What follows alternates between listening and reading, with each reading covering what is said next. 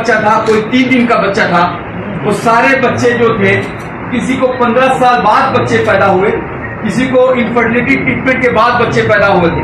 एक माँ जो अपने पेट में 9 महीने अपने बच्चे को रखती है, वही अपने बच्चे के खोने का दर्द का महसूस कर सकती है। बहरहाल उस कहानी को मैं आज दोहराना नहीं चाहता हूँ, पर इतना बता देना चाहता हूँ कि डॉक्टर कफील खान की जो जन्म हुआ वो शायद वहीं से हुआ। जो मेरा स्ट्रगल स्टार्ट हुआ, मेरी पूरी परिवार का जो संघर्ष स्टार्ट हुआ, वो वहीं से हुआ। उससे पहले मैं एक सीधा साधा डॉक्टर था, जिसने MBBS MD मणिपाल यूनिवर्सिटी से करके एक गवर्नमेंट डॉक्टर में उत्तर प्रदेश पब्लिक कमीशन के थ्रू मैं सेलेक्ट हुआ था और चुपचाप अपनी जिंदगी गुजारता था। सुबह हॉस्पिटल जाता था, शाम को घर आता था, अपने 20 बच्चों के साथ जिंदगी गुजारता था। रात में एक मैसेज आता है कि ऑक्सीजन खत्म हो गई है। मैं वहां पे गया, सिलेंडर्स लाए, बचाने की कोशिश की, बच्चे नहीं बचे। मीडिया ने मुझे हीरो बना दिया। हमारे चीफ मिनिस्टर को बुरा लग गया कि ये चीजें जो है कैसे बाहर आ गई, और एक केस लगा के मुझे जेल भेज दिया गया। जुडिशरी को 9 महीने लग गए ये जानने में कि मैं निर्दोष हूं, पर still I am thankful to the honourable high court. उन्होंने जब मुझे बाहर निकाला तो उस वक्त कहा उन्होंने कि doctor Kafeel, there is not a single evidence कि डॉक्टर कफील के खिलाफ सबूत है कि उन्होंने कोई मेडिकल नेग्लिजेंस किया या उन्होंने कोई करप्शन किया या उनका कोई ऑक्सीजन टेंडर से कोई लेना देना था। इसके बाद भी सरकार को संतोष नहीं हुआ तो उन्होंने एक इंटरनल इंक्वायरी बैठाई, जो कि अक्टूबर-नवंबर में जिसकी रिपोर्ट आ गई। उसमें भी क्लीन चिट मिल गई। उसमें भी जो प्रिंसिपल सेक्रेटरी हिमांशु कुमार थे, उन्होंने इस बात को माना कि डॉक्टर कफील ने उस रात में 500 सिलेंडर की व्यवस्था की और बहुत से बच्चों की जान बचाई। पर वो उस इंक्वायरी रिपोर्ट में ये कहना भूल गया कि क्यों ऑक्सीजन की कमी हुई थी। इसीलिए जब भी मैं जहां भी जाता हूं तो ये क्वेश्चन मैं पूछता हूं कि अगर हाईकोर्ट ये कहता है कि doctor Kafeel is not a murderer, अगर आपकी इंटरनल इंक्वायरी रिपोर्ट कहती है कि doctor Kafeel is not a murderer, तो कोई कल्प्रिट है, real culprit. Who is the real culprit? यही क्वेश्चन पूछता हूं, और यही क्वेश्चन शायद हमारे आदरणीय मुख्यमंत्री को खटकता है।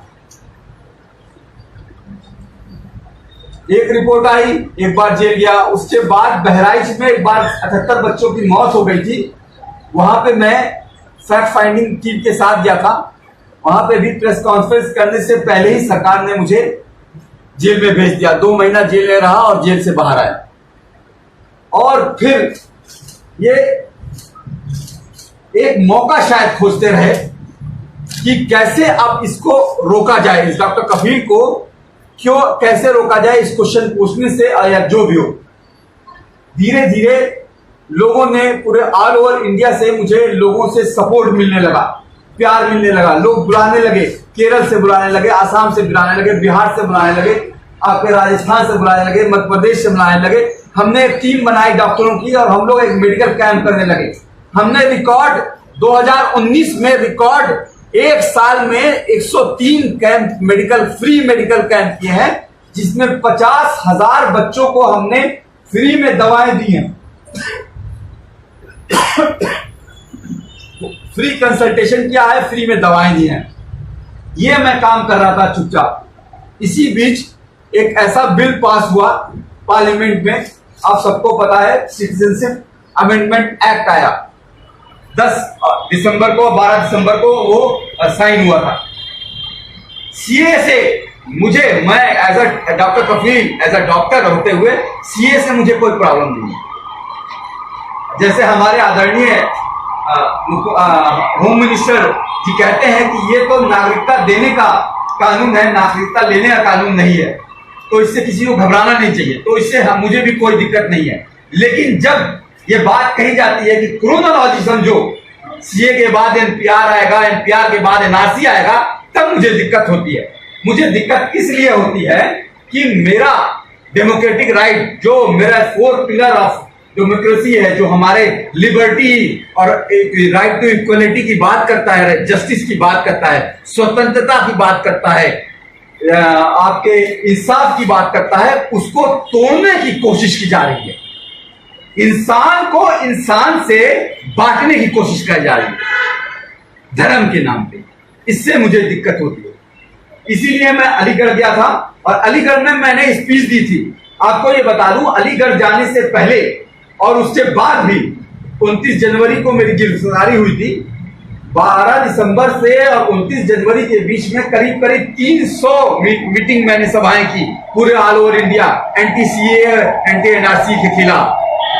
किसी भी एक सरकार ने एक एफआईआर नहीं दिखाई, ना ही झारखंड में, ना ही छत्तीसगढ़ में, ना ही गुजरात में, ना ही महाराष्ट्र में, ना ही तमिलनाडु में, ना ही तेलंगाना में, ना ही केरल में, ना ही बिहार में, ना ही आसाम में। जहां भी गया किसी ने कोई एफआईआर नहीं दिखाई, क्योंकि कभी भी मैं कोई ऐसी स्पीच नहीं देता था जो किसी भी इंसान को इंसान से डिवाइड करता था। मैं गांधी जी के आत्मा को बिलीव करता हूं और मैं हमेशा से नौजवानों से और सबसे यही कहता था कि जो भी प्रोटेस्ट करना है, पीसफुल प्रोटेस्ट करना है।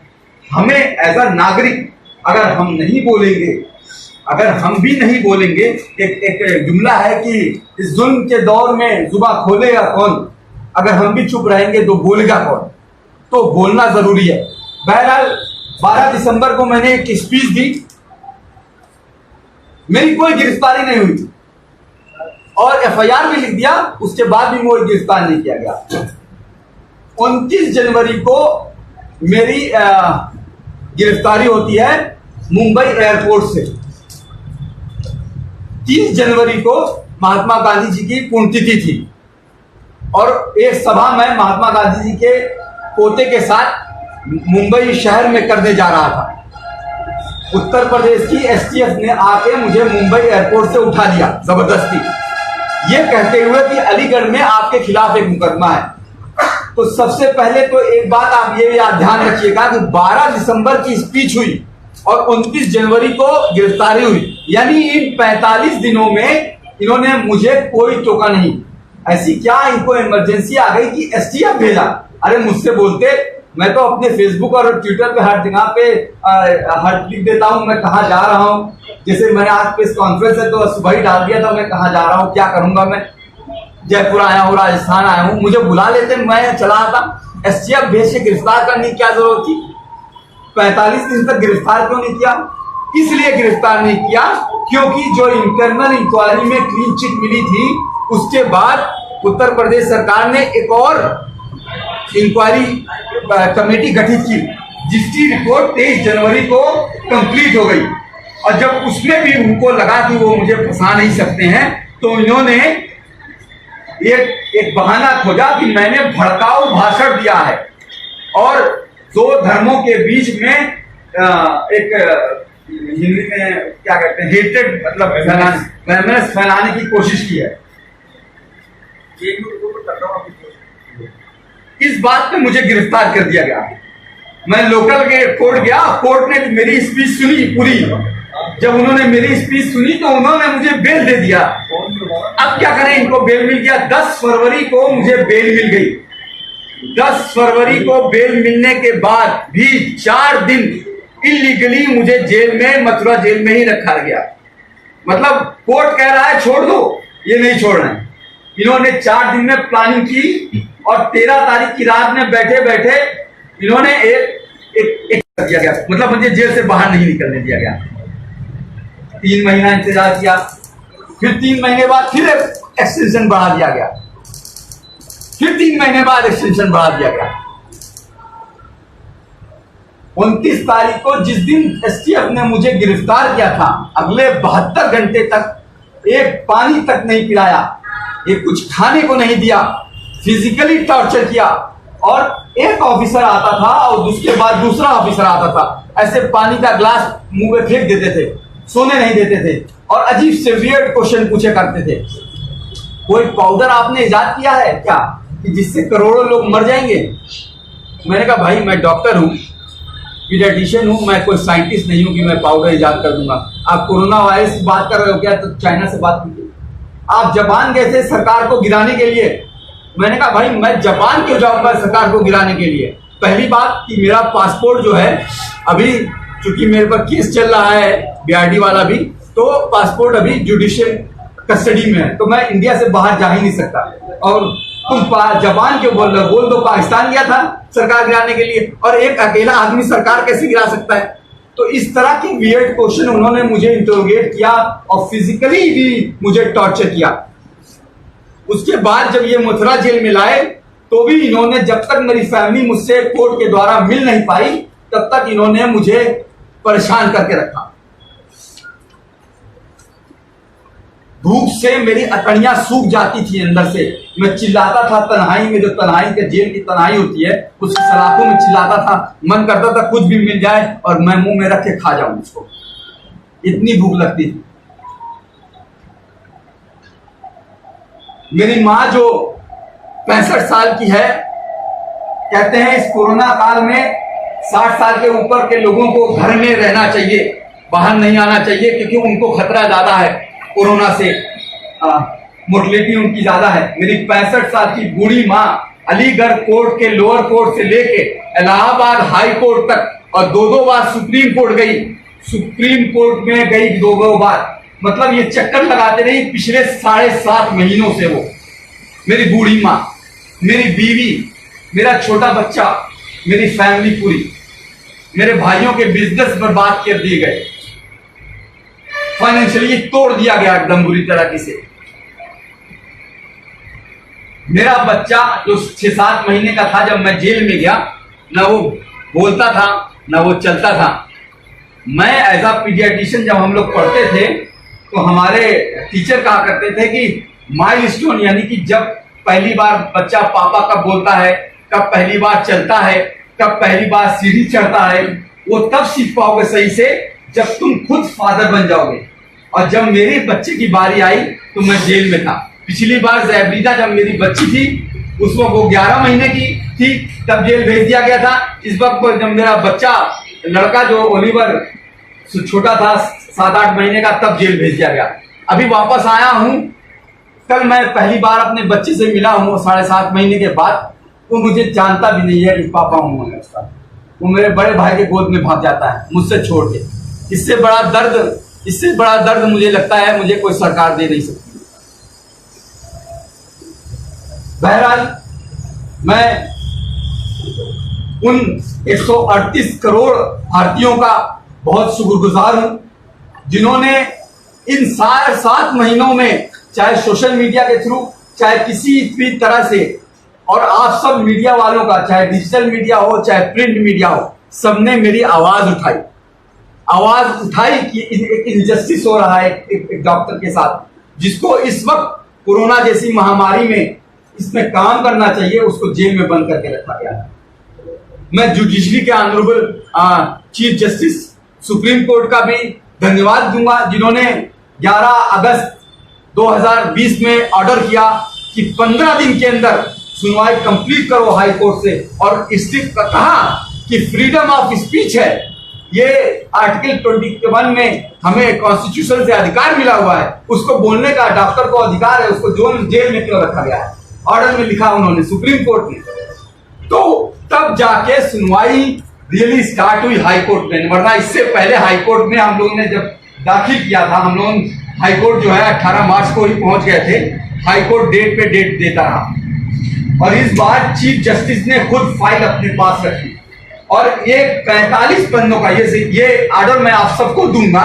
एक 45 पन्नों का एक ऑर्डर उन्होंने दिया है, जो एक इतिहास बनेगा कि किसी और निर्दोष के ऊपर जो है एनएसए ना लगाया जाए। मैं ऑर्डर पे आता हूं, मैं उन सारी पॉलिटिकल पार्टीज का, खासकर प्रियंका गांधी जी का भी मैं शुक्रगुजार हूं, जिन्होंने पर्सनली फोन करके मेरी माँ को, मेरी परिवार, मेरी फैमिली से बात किया और ढांढस बनाया। मैं समाजवादी पार्टी के अखिलेश जी का, मैं कम्युनिस्ट पार्टी के सारे लोगों का, और मैं सब लोगों का, हर कोई पॉलिटिकल पार्टी हो, सबका मैं शुक्रगुजार हूं, जिन्होंने मेरे, चाहे विधानसभा हो चाहे लोकसभा हो, मेरे मुद्दे को उठाया। अब आते हैं इस ऐतिहासिक जजमेंट पे, क्यों 45 पन्ने का जजमेंट क्यों लिखा गया, और खुद चीफ जस्टिस ने इस 45 पन्ने के जजमेंट में पढ़ा है। उन्होंने जजमेंट में साफ साफ आप देखिएगा कि पहले ही पन्ने पे उन्होंने लिखा है कि जब से अगस्त 2017 में बीआरडी ऑक्सीजन ट्रेजेडी हुई है, कुछ दिन से ही उत्तर प्रदेश सरकार डॉक्टर कफील को और उसकी पूरी फैमिली को प्रताड़ित कर रही है। ये चीफ जस्टिस का पहले पन्ने का ऑर्डर है। चीफ जस्टिस ने अपने ऑर्डर में ये बात अग्री की है। उन्होंने पूरी स्पीच, आपको इसमें मेरी पूरी स्पीच मिल जाएगी जो मैंने अलीगढ़ में दिया है। What I have said in that speech of 30 minute, मैंने 25-30 मिनट की स्पीच दी थी। चीफ जस्टिस का कहना है कि डीएम अलीगढ़ ने सेलेक्टिवली अपने विम्स ऑफ पावर से, अपनी स्वेच्छा से, अपनी मर्जी से उस 30 मिनट की स्पीच को काट छाट के छोटा करके उसको इस तरह से बना दिया कि वो लगे कि लोगों को लड़ा रही है। हालांकि उन्होंने, चीफ जस्टिस ने ये बात कही है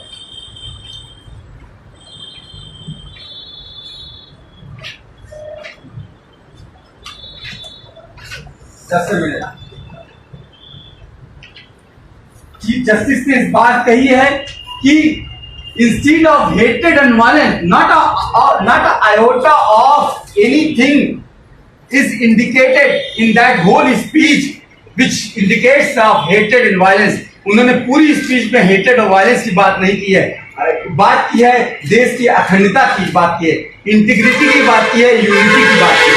ये चीफ जस्टिस कह रहे हैं, मैं नहीं कह रहा हूं। आप स्पीच पढ़ लीजिएगा।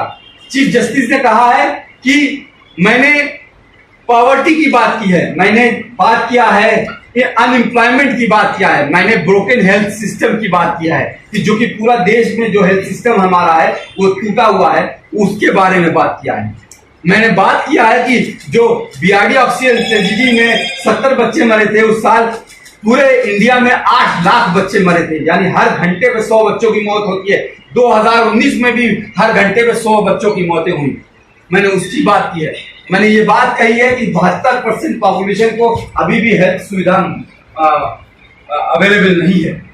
और लास्ट में ऑर्डर में उन्होंने साफ लिखा हुआ है कि जो भी इन पे एनएसए लगाया गया वो पूरी तरह से इलीगल था, अवैध था, उसको क्वैश करता हूं, उसको हटाता हूं और जो भी एक्सटेंशन दिया है उसके बाद उसको मैं किसी वक्त खत्म करता हूं और डॉक्टर कफील की रिहाई तुरंत होनी चाहिए। आपको एक कॉपी इसकी मिल जाएगी, आप ऑर्डर पढ़ लीजिएगा। जिसको नहीं मिल पाएगी उसको मैं पीडीएफ भेजूंगा अगर आप मुझे अपना फोन नंबर दे दोगे। जयपुर कैसा आना ना? हाँ, जयपुर कैसा आना हुआ, आप एक बार इस कहानी ये भी बता देता हूँ, जयपुर कैसा आना हुआ।